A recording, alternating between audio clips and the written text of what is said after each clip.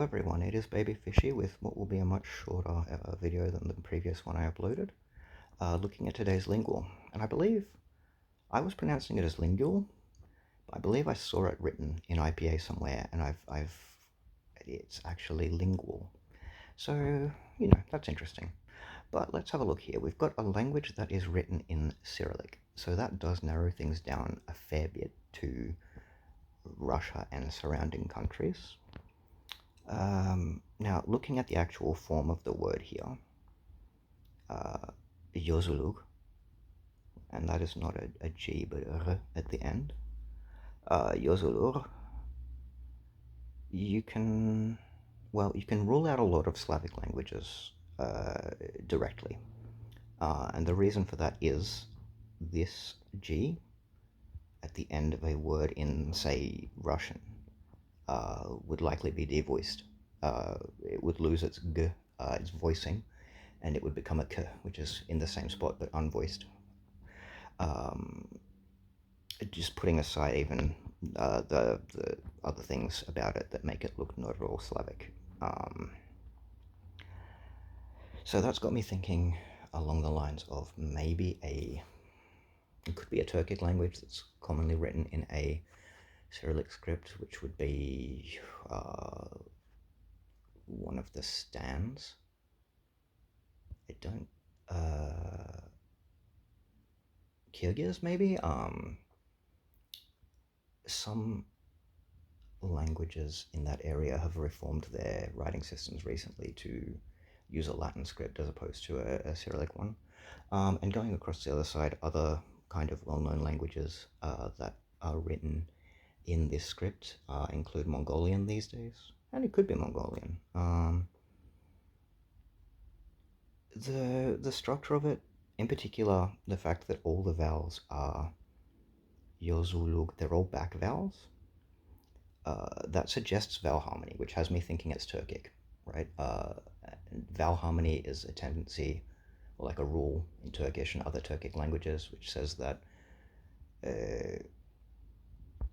for example, if we were to break this word up, and I don't know if this is how it breaks up, but just bear with me. Let's imagine this word is genuine, right? And so perhaps yours means real or true, and ulug is a suffix that turns it into another adjective. That's a bad example, but let's now imagine that the base form of it is actually alag or eleg or something like that, right? If that gets attached to a word that has a front vowel like e or I, and a high vowel like I, then the vowels in the suffix are going to shift to match the vowels in the base word that it's attaching to. By way of analogy, you can think of maybe the way we form plurals in English, right? And we know that plurals are formed a little differently depending on the word that we're attaching to. Cars, there it's z, but boats, there it's s, not z, and roses, there it's is. And zooming in on that last case, roses, you could imagine that, for example, houses, maybe if we had vowel harmony in English, would become a backed version of the so it might become houses or housos. Similarly for roses, we might get rosos.